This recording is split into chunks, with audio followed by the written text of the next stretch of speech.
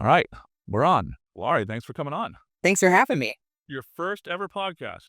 It's my very, very first podcast. This is cool. So kind of an honor, and this will be cool. So, you're the CHRO at More, a company I know well, but a company that I think is like under the radar, like a hidden gem, doing amazing work. Tell us a little bit about More, if you don't mind. Yeah, thank you. So more at its very core helps mission-driven organization fundraise. And what that means is we serve some of the most wonderful nonprofits.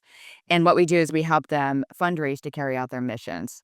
And we do that in a number of different ways. We work on, we are powered by data. So we really, have every donor out in the world or every like donor profile we have, and we can help nonprofits market specifically an individual to a person. We do that through creative. So we can, we do commercials. We do marketing, so media buying. We do, like the tech and the media campaigns, and we do strategy. We also have a very interesting thing. What I think makes More very interesting is we have two very distinct workforces. We have sort of our professional services who are doing all the things that we talked about. Then we have an incredible, important part of our arm where we're still doing direct mail, and we are doing caging, which is non-response, our response management. So where all of your donations, you might think like our checks still, like people are still writing checks for donations. They do still exist, and they're coming into one of our caging plants, and then we will process the donation and deposit into the client's bank account so that they can really carry out their missions. I think out of all of the jobs that I've had, I would say I am most proud to work at More. I am most proud to be part of something that is really, truly changing the world. Yeah. I think, if you asked everybody in this organization, I think they'd say that first. Yeah, it's so cool to hear you talk about it, Laurie. Because yeah, I mean, I obviously cannot describe what you all do as eloquently as you just did. But when I think of More, I think of a partner and a consultant that really drives the lifeblood of all of these amazing philanthropic and nonprofit organizations doing some of the most amazing work around the globe. Right? I mean, it's like to be a partner like that allows these organizations to do that work. I mean, that's a really cool thing, and you're one of the coolest, most vibrant leaders of a workforce that I've ever met. So I'm excited to have this conversation. So, how long have you been doing HR and people? Yeah, probably oh, I'll age myself well over 20 years. Oh, Like started in the early 2000s. Really like started my career as my first grown-up job out of school was doing HR admin.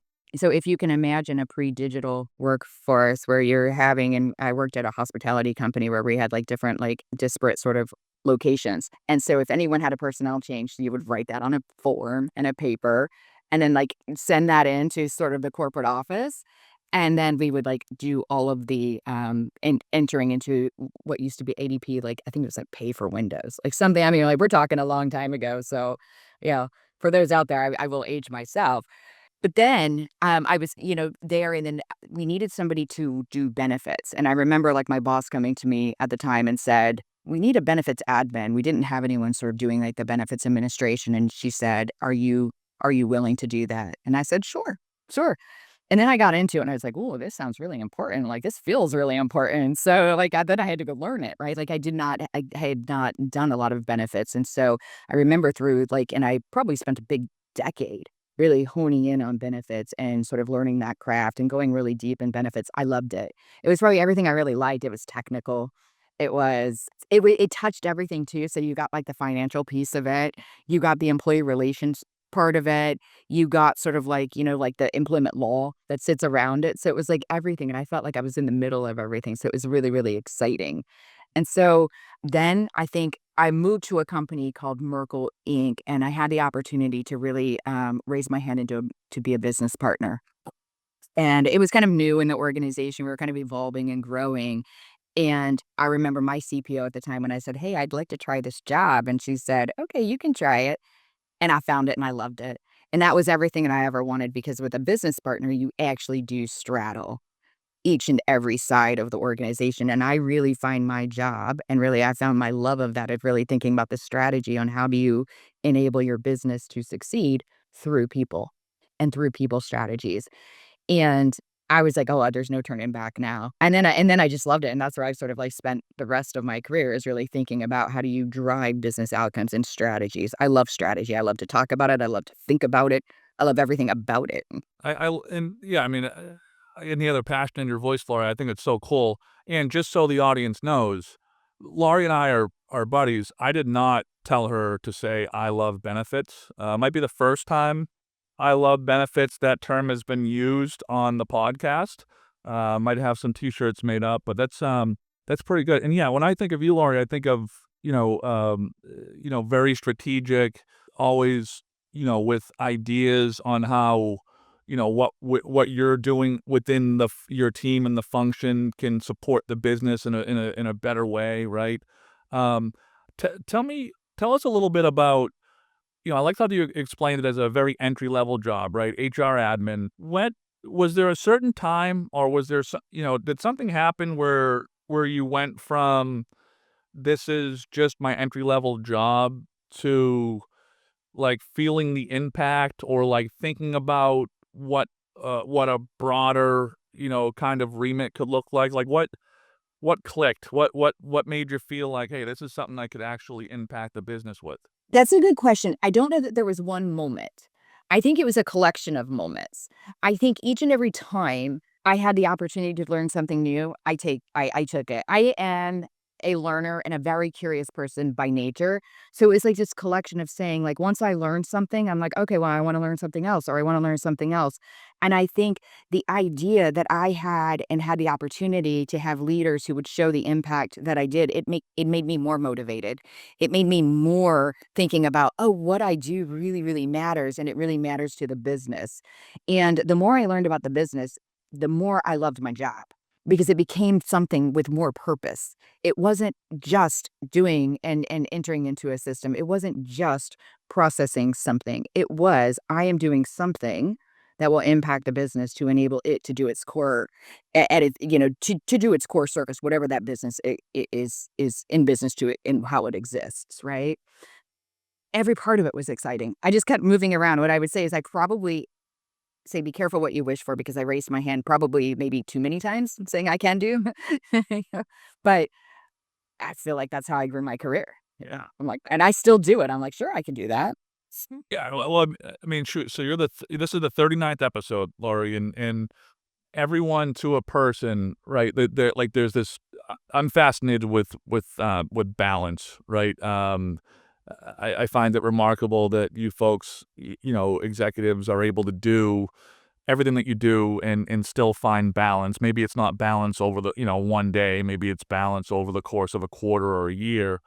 But there's this balance between um, never say no and say yes and figure it out later, right? Like, there's probably a balance between, like, yeah, I'll never say no to things that are gonna help me grow, and maybe that I know I can help support the business, versus just say yes to everything. And I might have said yes to something here that I put myself in a tough spot, right? So it's probably a balance there, but yeah, I love the opportunistic side of you.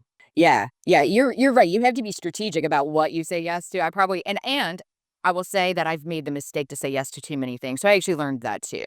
I think I'm not immune to saying, sure, I can do this, and sort of overcommitting yourself and then going, oh, why did I do that? You know, but I think everything is like, and I'm pretty purposeful too, because I'm thinking like, well, can I have an impact? Like, can this, like, how will this help the organization? Is this something we should even be focused on? So before I sort of like say yes now, I think about like, is this meaningful? And if I don't believe it is, then I go back to the table and say, what is it that you're trying what is it that you need me to do? So I'm a lot more, I will say I'm a lot more thoughtful about it. Yeah. Yeah, I was just thinking I have a pretty funny, never say no, or, be careful what you wish for moment. So I grew up in a construction family, concrete foundations, and my grandfather started the business in 1952. And so I grew up in a work site. And even though it was a microcosm of big organization, it was a small family organization. There was still the same dynamics, right? Like, we would get to the job, we would set up the wall, the concrete truck would come, would pour the concrete in between the concrete forms, and then, for whatever reason, one person would take the concrete float and would be in charge of smoothing the top of the wall before it cured, right? That's called floating a wall, floating concrete. And it always seemed to be like a senior person, right? Like, and I always used to be, I was like on the ground, like cleaning everything up and being like, geez, that person gets to float. Like, that's so cool. Like, you're kind of like putting the icing on the cake kind of thing. Then finally, my grandfather was on one of the job sites, and I was like, I called him Grampy. He was a cool guy. I said, hey, Grampy, how come I can never float? He's like, I don't know. You want to float? And so I'm like, yeah. And so I floated the wall that day, and I did a really good job, like probably too good of a job, that I floated every wall from there on out. And that is not a job that you want, right? You're on top of a wall, you're kind of like hunched over, like holding onto a 2x4. And I remember at one point being like, why did I ask my grandfather to do this again? Like, what? Why am I now the floater? So yeah, I guess being strategic about what you raise your hand for, right? Yeah. Yeah. Yeah, I would say maybe something similar, not nearly as cool, but kind of saying, "Okay, well, sure, I can help with accounting," and then doing, like, journal entries, and I was like, "I am not qualified to be doing journal entries." I was like, credits and debits, like, it was way too much for me, and I was like, "I'm not gonna I'm not gonna go delve over and look over in accounting anymore." I did not find interest in that. It's like, "Well." Yeah. I love that, Lori. But I do know you've got a pretty strong financial acumen, right? So, accounting and high level finance, those are two totally different things, right? And um, so let me ask you this, Lori. Tell us a little bit about your kind of ascension into the CHRO role at Moore. Maybe tell us a little bit about some of the different specific stops, what you learned, and I'm always fascinated with like, at what point did you decide that, kind of being the number one or leading the function was something that you really wanted to do?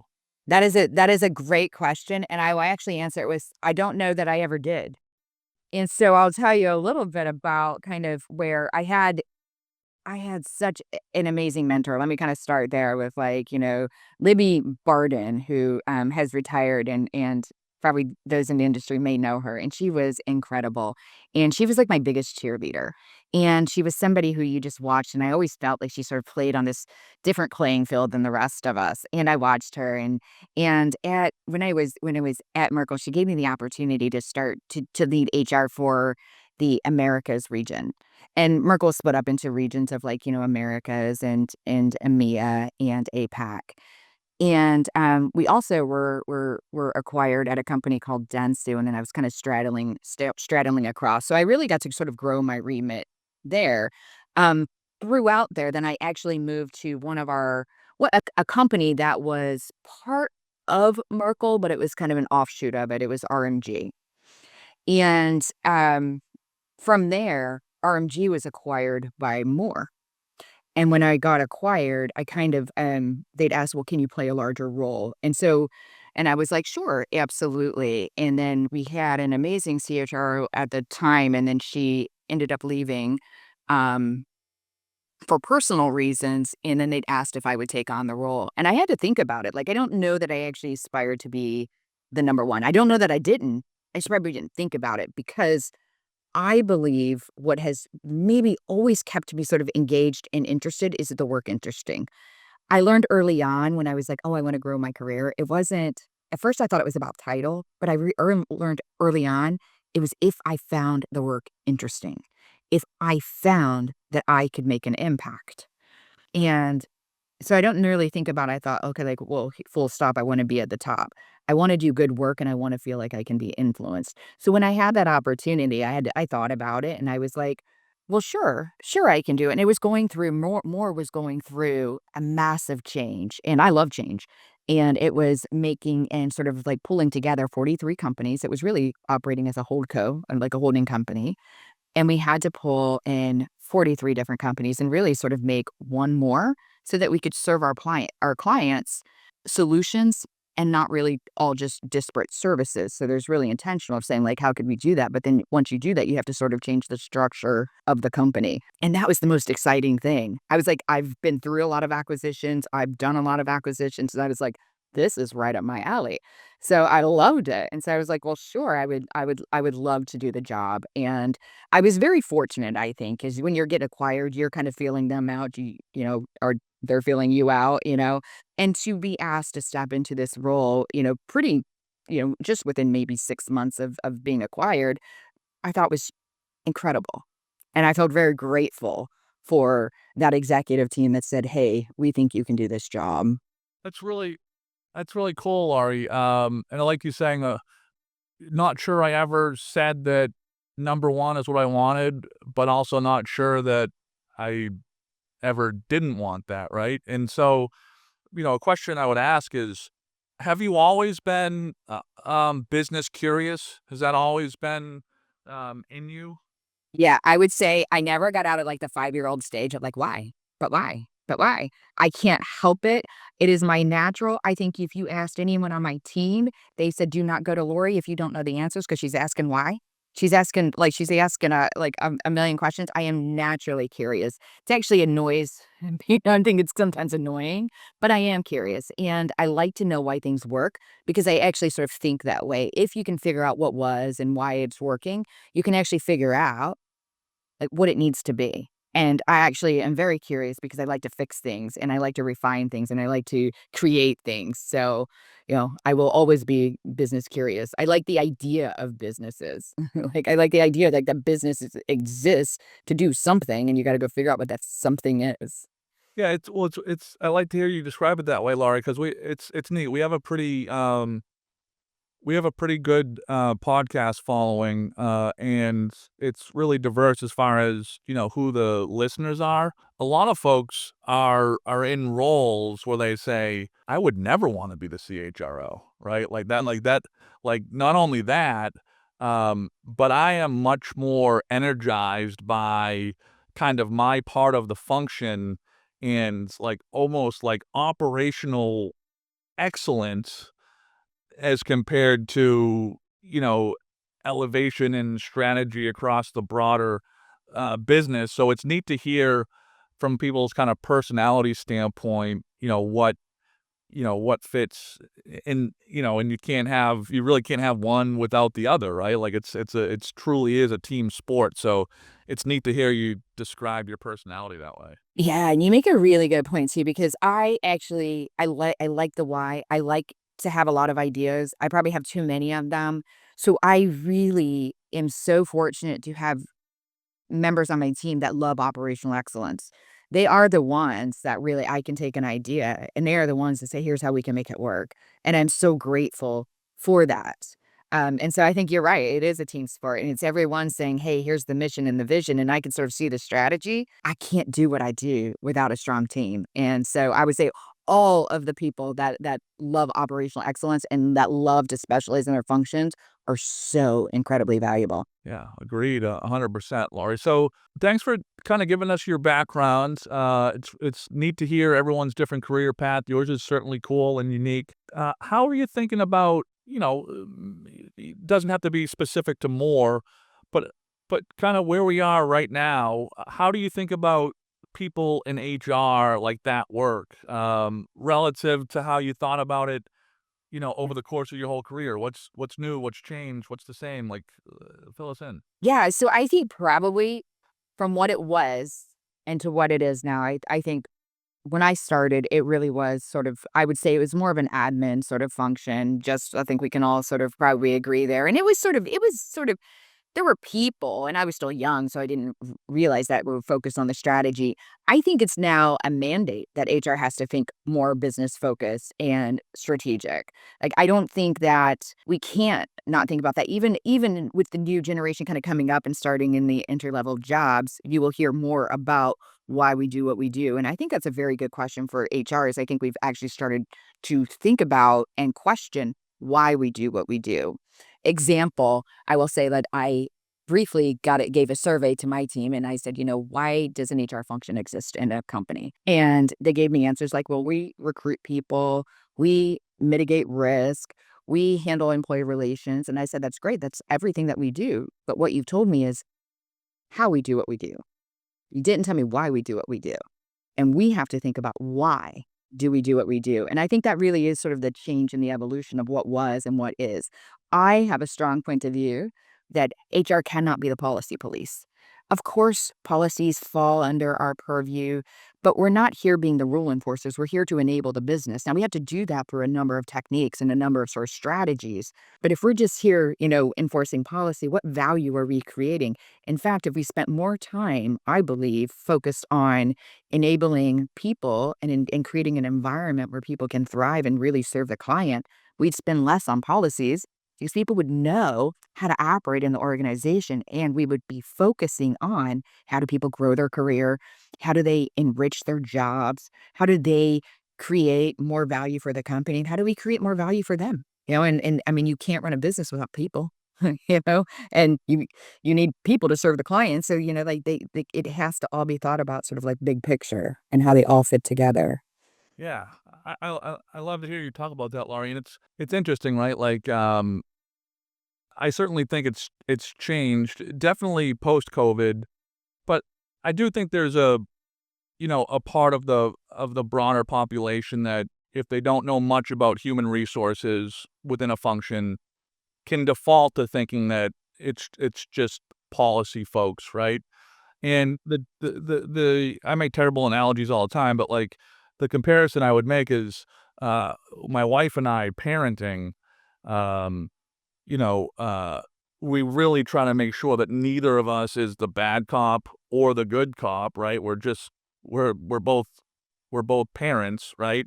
But where we can mess up is, on expectations or core values, right? And I'm going.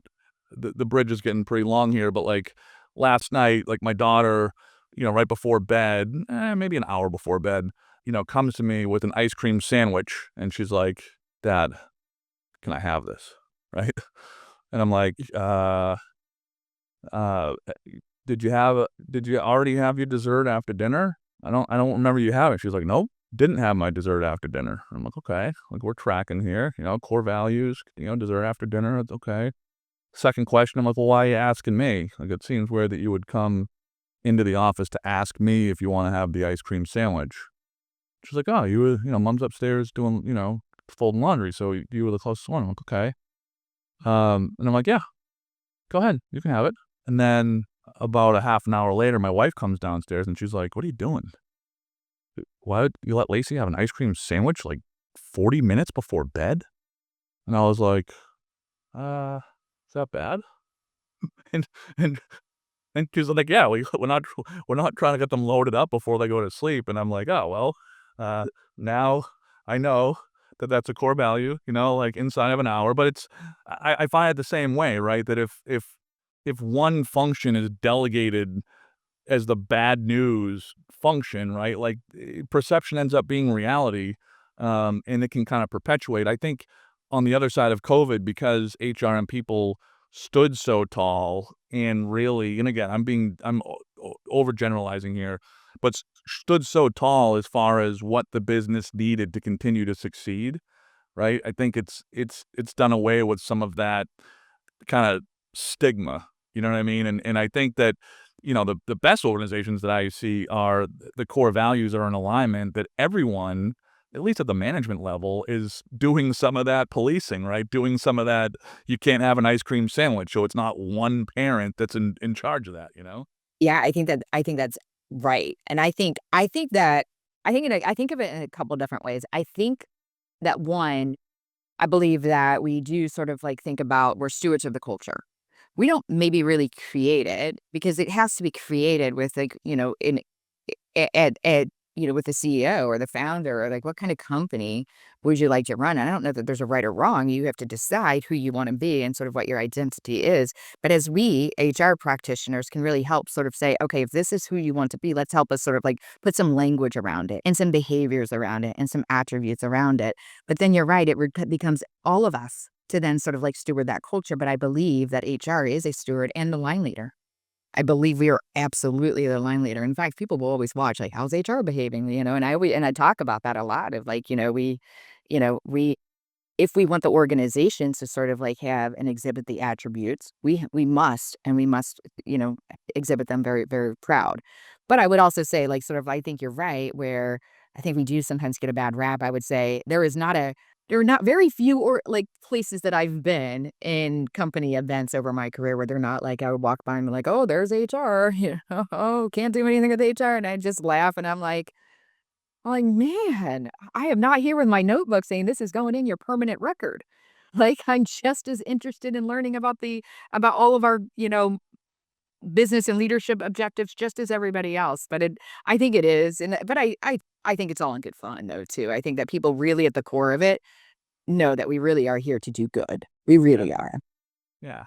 And not to belabor the point, right? And not to stick up so hard for my HR and people folks, but I mean, shouldn't the real normalized culture be like, oh, there's my manager, there's my supervisor, right?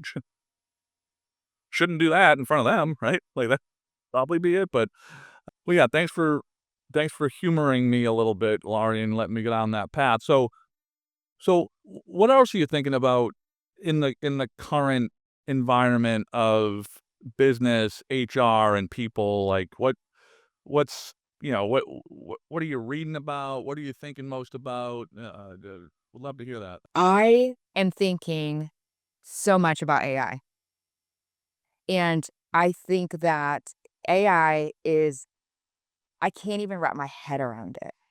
But I think as HR practitioners, we have to really start really understanding it because I think HR people are gonna have to think about it in sort of 2 parallels, right? Like, 1, it's going to change the way we do HR. Of course, it's gonna change our processes and how can we really, um maximize its use and create more efficiencies. I believe that we might be nervous that we won't have a job anymore. I'm not nervous about that. I'm saying, okay, great. Everything I've been advocating for is I want people to be focused on strategy and strategic things, not keying in and typing in things. I was like, that is when I started my career. We don't need to do that anymore. But then I think and they think there's ethical concerns that we're gonna need to be thinking about of, like, how all of these agents are created and sort of any type of, like, algorithms that are built and how do you know how they're built in the logic. But then it's gonna disrupt all of the industry. It's gonna disrupt the workforce. And I think without really having a full understanding, because again, it's just so mind-blowing that I'm trying to get my head wrapped around this. Not only is it gonna change and disrupt, especially in my industry where we're already thinking about it, it's gonna disrupt writing code and maintaining sort of like CRM databases and creative and how you sort of generate creative and maybe place media buys or whatever it is, all the things. It's gonna change so rapidly. So as HR practitioners, we gotta think about new skills. How do we redeploy skills? How are we upskilling people? But also significant change management. And I think that is where we can really add a lot of value with this, but we got to understand it first and we got to understand how it will change the organizational services. It's at the core of what it does, but then how does it change maybe the org design? How does it change the jobs that you have? And then how do you manage through that change while keeping people comfortable? I think a lot of people you hear, a lot of people are like scared of it or it's going to change. Are we going to, displace people? Well, I think that we should and be thinking about how do we elevate people?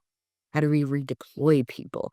But I think if you were to say, kind of going back to that, like what is on my mind and what I think is probably on a lot of people who sit in my seat, that is where it's always focused. It's like, it's going to change the game in ways that we can't imagine. I can't imagine it. I'm still trying to learn it. Yeah, it's so fascinating to hear folks like you talk about it, Laurie, because yeah, it's just so interesting, right? I mean, it's obviously very powerful. The technology is very powerful, right? It's doing things that we've not seen technology do before, right? There's so much unknown. I think the upside's obviously huge, right? About all of the kind of mundane manual tasks that's going to be able to help solve for. But there's just so much unknown, and also like when I we tend to like romanticize technology in a weird way where you always just think about it and it's like in its optimal form, right? What I mean, shit, I've been around a lot of companies, either, leading them or helping them or whatever, where the tech's like, yeah, we have that, but it wasn't implemented that great, and the team that implemented it left, and and it's like the technology exists, but it's not running the right way, or or isn't optimized. So I I guess my long-winded way of saying, like, trying to, like, time out, like, when this thing's really going to impact the workforce in a huge way, I'm not really sure, right? Like when it commercializes and gets enterprise products, I don't know, but I do know that anyone I talk to that's like, whatever you wanna say, bullish on it, I'm always kind of the defensive person, like, "Yeah, well, tell me what it looks like to implement that into a large organization and have it solve all those things," it's interesting. It is so fascinating, and every time I think I had to go and start listening to, like, what is the difference between, like, just chat and creating an agent. Like, right, I'm starting, like, remedial training on this and really trying to sort of understand it because where I work in an organization, like, it really is sort of like we're starting to implement it. We're gonna start thinking about all of the new tools. We're pretty innovative anyway of, like, and really thinking about how do we innovate our own services? So it's kind of exciting anyway. We love to be on the cutting edge of it. I'm with you though, like, there is a questions of, like, how much can it do? How much should it do? I mean, there's more questions than answers, I guess, is what I'm saying, is that I'm like, I could spend probably hours thinking about this and make no progress. I'm just here I have all these list of questions. Yeah. Yeah, and then, again, not to be like the Debbie Downer, but, I also help out with a group of chief legal officers, and general counsels, and I'm actually moderating a panel tomorrow, on, like, offense versus defense, right? Like, all the efficiencies gained, but, like, the policies that need to be created, the risk of intellectual capital and property being lost, and, all new words I'm learning about, like, hallucinations, right? Like, geez, God forbid your GPT hallucinates, says something, publishes something. Now, how are you covered? What's the liability there? So that whole part of the whole thing is the whole other spectrum of trying to figure this whole thing out. Oh, when you facilitate that, are you recording that? Like, I would love to hear that. I think, like I said, they're just like, I don't have the language to put around about like how curious I am about this, but like how like there's so many different sort of like spinoffs or avenues that you're not even thinking about, right? Like I think about it from my perspective, but you're right. There's legal, and then there's like actual business services that we're thinking about, but there's so much complexity around it. Yeah, and yeah, when I think of it, HR and people and legal, there's a lot of similarities there within, some of the more labor intensive, some of the manual processes. So like the legal function in the legal community is super excited about it, but also they're putting in a funny place posture wise, like excited, but also like we're also kind of holding the bag on making sure this thing doesn't, put us in a bad spot. Yeah. Yeah, and I mean, I just have my own experience with, like, ChatGPT, like, right? Like, it can go off sort of on a tangent, like, I use, like, Copilot or ChatGPT, and, like, eventually, like, it's going off somewhere where you didn't want it to go off, and I think, like, that's just such a small sort of example of what could happen if you're not sort of, like, really on top of it, of, like, what it is that you want to know, nor do we know sort of how it's, I guess, engineered behind the scenes. And so not knowing that, like, how do you know what outcomes it, like, produces? Yeah, I was just might be upstairs, is it? Oh no. Hold on one second. This is still the best use case I have so far. This is my son Jace. Chat Oh my GPT gosh. put him on a dinosaur, and he was able to teleport in. So I mean, that's a work in progress, Laura. Like not enterprise level yet, but we're getting there. Listen, I am all about it. I am all about it. Like, I like new things, so I'm like, "All right, well, let's see what this can do." I actually like efficiency, so, like, I think I'll leverage it in that way, in general, like, I'm like, how efficient can we get?" You know? Not at the expense of, like, quality, but the idea that I just look at it and, like, I think about my team and we talk about it, and I say, "Think imagine a world where you don't spend your day," and, we have a lot of generalists on our team in different sort of locations around there, and I just say, "Imagine your day where you're not spending your time making a personnel change or a pay change or, whatever. You can spend your time in areas that are so much more interesting and people want to spend their time there. They just have to get there. And so for me, I'm like, that's the promised land. We're going there, guys. Like, follow me. It's gonna be okay. And that's exciting, and then, the parent or teacher in me comes out a little bit and says, like, as exciting as that is, humans are humans, right? And there's a whole bunch of humans. I mean, I'll put myself in that box, like, we've built our own little systems of quick hits of dopamine, of checking I did this, I did that, I've got to, 8:30 and I've gotten, these, tasks completed, right? And so, I don't think anybody can argue the fact that if you can have a task done without needing a human to waste their time doing it, and a human element doesn't make it better than an AI element, that it doesn't need to be done. But I mean, us dang humans, some of us might need to be rewired a little bit to say, hey, like, okay, what's this like now, you know? It's a very good point. That's a very good point of like, not understanding like what it takes away from sort of the human experience. Because I think obviously we can't live without humans, right? And like you can't take away the human out of everything. And I think we have to sort of understand that we always need humans to sort of like do things and have judgment and like algorithms aren't going to be the future because you have to have some independent judgment. I think it really is just about being clear of like how far are we willing to go with its own decision making before you have humans sort of step in and sort of like do the gut checks and understand the nuances that AI can never have. Like, people are people. Everyday people happen, right? Every day. You got to be, and people are nuanced. So, Laurie, last part of the conversation. This has been really cool for me personally. I got to learn a lot more about you, but I'm excited for our audience to learn about you as well. And we already started talking about, you're currently thinking about AI. How are you thinking about the future, just relative to HR and people? I'm sure AI. We've already kind of touched on a little bit, but is there anything else about the work that you're thinking about, how it might change or how you might be thinking about it differently in the next 3 to 5 years? I think kinda going back, of course, like, kind of like the AI, but I think in that way, as you tack on to AI, I think that we will expect and probably have to really think about more leadership development. I think that we will need as AI, it goes back to that, but, like, as you rapidly change, and I expect, like, what was 5 years ago isn't gonna be the same as 5 years ago. So you will have to have, stronger leaders really sort of leading the charge with people. You will have to have leaders who can really sort of like, do change management. Like HR can't do all the change management. We can help, but you need like the leaders, sort of focused on that. Again, let's say this is that what we do know and why leadership is so important is why we go through this is people are going to have to sort of believe in the company and sort of like follow, right? But what is most important to people are like bosses, colleagues, work, and so that boss relationship and that manager and that leader is so super important to the sort of like the experience of an employee. So I think we are going to be focused a lot on, leadership development, not just skills. We will actually have to and really think about sort of like adaptability. And so I think it'll be a lot of focus as I'm really thinking about it, is sort of like behavioral attributes, really sort of adaptability and really thinking about you're gonna have to be nimble.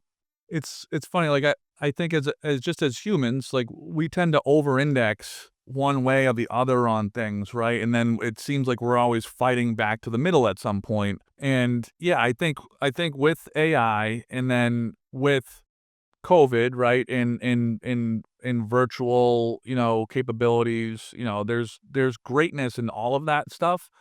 But I think you start, you work that in with AI, with social media and in more ways for folks to communicate with each other than just human to human interaction.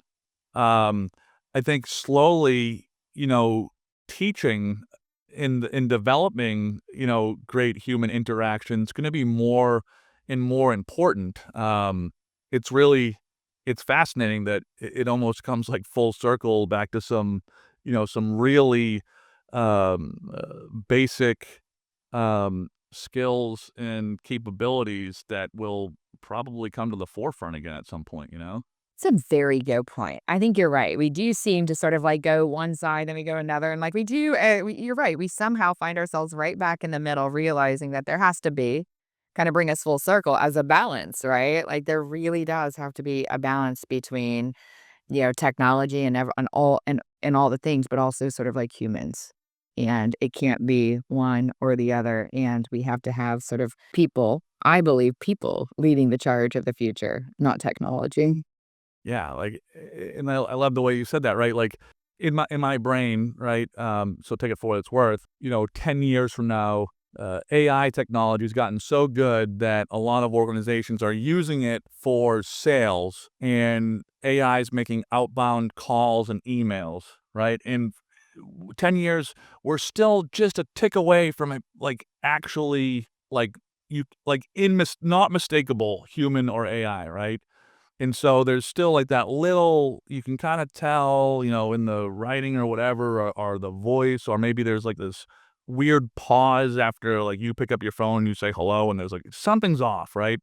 And then, a sales professional like me calls Laurie, and it's me, right? And, like, you are so happy to hear my call because it's a human that you're like, "Sean, I've been dying to hear this cold call, let me have it," So that's my, sales utopia on the over-indexing and coming back to balance. I don't know if it will happen, but Well, I don't know. I mean, I guess you're right. Like now, like it will become sort of like I guess when you do see a human, you're gonna be like super excited about it. Like, like I think that's right. or does it go away, Laurie? Like, here's the thing, I say the same thing, but, like, the landline in my house, we haven't had a landline in 4 years, but answered the landline in 10 years, I don't think. Every once in a while, and our service we have here, there's a landline number, we don't have it plugged in, but we'll get, like, on our TV, we'll say, and such numbers calling, and every once in a while, I'll say to my wife, I'm like, "Huh, that was weird, huh? Remember back when it wasn't that long ago," like, but that talk about, like, totally obsolete, it's like, I couldn't imagine picking up a phone on the wall that somebody called my house and thinking they had something great to tell me, I don't know. I feel like I heard, and I can't remember when this was, but it sounds like, or I feel like it was probably a couple years ago, where it was like somebody was talking about the future. We would all have like personal assistants or something. I don't even remember. Like maybe someone will remember who said that. I just was listening to that, and I thought in my mind, no way, like that doesn't even sound like possible. Now you're looking at this like Chat GPT and Copilot, and I know there's so many out there. Those are just the ones that sort of I'm using, and I thought they really are becoming your chat they are really becoming your personal assistant, so I'm like, that probably is it. You will carry around something with you doing all your errands. I mean, I will tell you, like, we've named my husband's ChatGPT Nora. Like, I gave her a name because he uses her for all of his things, like, like his doctor's appointments. He goes to his doctor's checkup, and he's like, "Well, here's everything that's been happening with me." If he was, like he's not qualified, but he thinks he is of, like, fixing the dishwasher, and he's doing ChatGPT. Well, ChatGPT told me. I was like, "Well, Nora doesn't know." "Well, Nora doesn't know, so stop it." But, like, this is, I think, where we might be headed, and it is, like, mind-blowing, but it's kind of and, like, I've always wanted a personal assistant, okay, but who knows? Maybe I get one. Wow, I like that. Alright, so, Lori, last question here, and I can't wait to hear your response because, the way that you came up, into the CHRO seat, so cool. So, a lot of our listeners are, um, HR and people professionals that are early on in their careers that aspire to be in the CHRO seat. What's one piece of advice that you would give somebody in that first 1 to 3 years if they are excited to kinda climb that, ladder, so to speak? Ah, it's a good question. Probably a few things, but at first I'll say be bold. Know that you're good enough. Learn everything you can. Ask why. Ask why things are the way they are. Be very, very curious.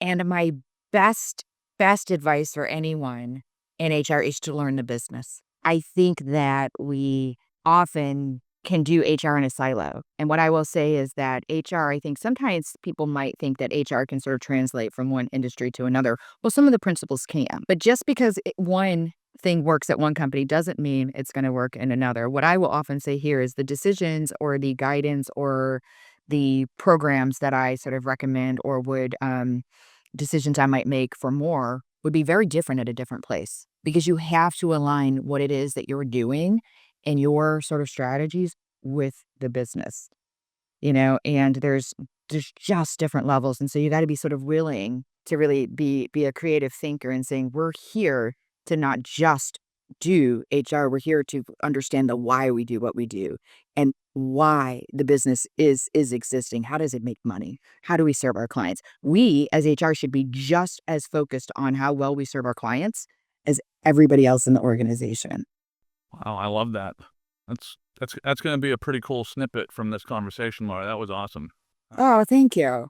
I wholeheartedly believe that, and I want everyone to know they're as important to know what the business does. Well, Laurie, thank you so much for joining. I'm thrilled this is your first ever podcast. Something tells me that when people hear this, that you might be getting asked a lot more. So, but thank you very much. I enjoyed spending some time with you. I loved it. I loved it. Thank you. Thank you for having me. We'll see you soon. Yeah, see you soon.